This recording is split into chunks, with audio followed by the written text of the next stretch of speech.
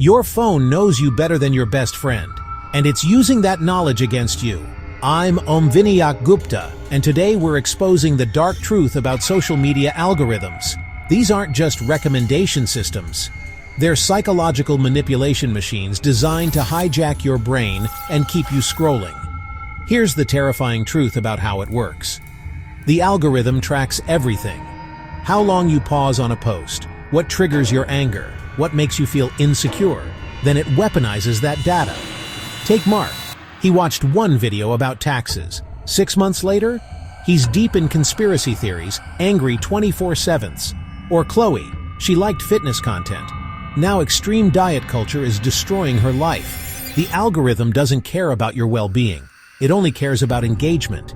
And guess what gets the most engagement? Outrage, fear, and insecurity. So next time you're doom scrolling at 2 a.m., remember, you're not weak.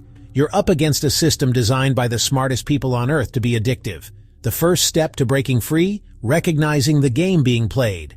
What's your algorithm feeding you? Drop your experience in the comments below. And if this opened your eyes, smash that subscribe button for more truth bombs.